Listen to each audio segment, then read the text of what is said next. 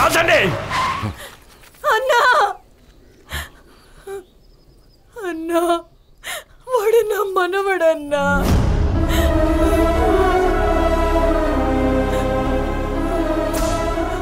అన్నా అన్నా నా ఆయుష్లో సగం ఆయుష్ నీకే ఇవ్వాలన్న దేవుణ్ణి వేడుకుంటానన్నా.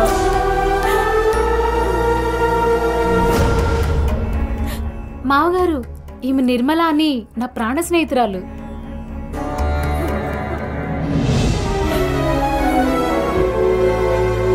ఎందుకు ఆపేశారు? కాల్చలేకపోతున్నారా ఏంటి? చెల్లి మీద ఉన్న ప్రేమ మమత చేతుల్ని కట్టేశాయి కదా.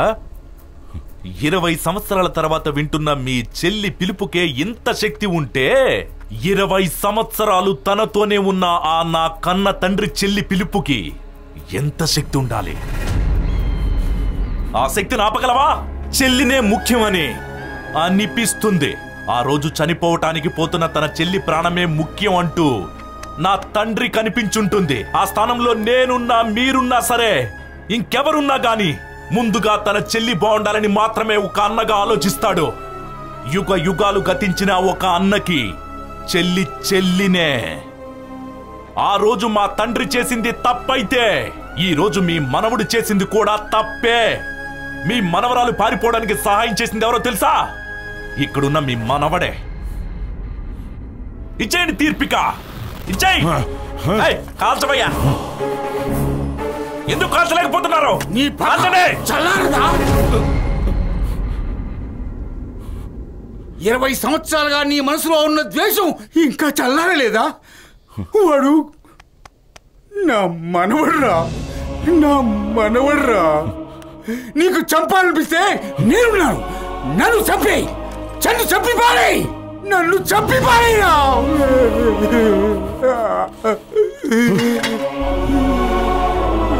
నేనంత క్రూరున్నా బావా? ఇన్ని రోజులు ద్వేషం నింపుకొని అంధకారంలో ఉన్నా నీ మనవడు వచ్చి నా కళ్ళు తెరిపించాడు. నన్ను క్షమించు బావా, నన్ను క్షమించు.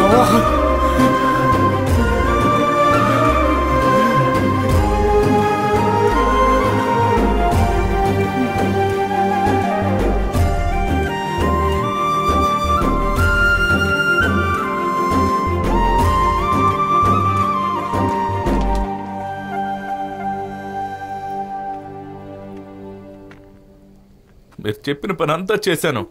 నేను మీ కొడుకు కాదా? మీకు నేను వద్దు కదా? నేను వద్దా నిమ్మి? నేను వద్దా? అలా అనుకురా, నువ్వు నా కొడుకువే కదా.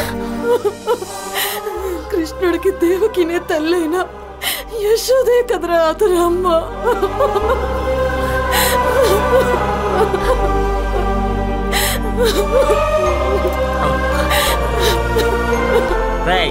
ఎప్పుడు కూడా దేనికో జై జై అంటావు, ఇప్పుడు దీనికి జై జై అనరా. రెండిళ్ళు వారు ఒకటైనందుకు సంతోషంలో జై.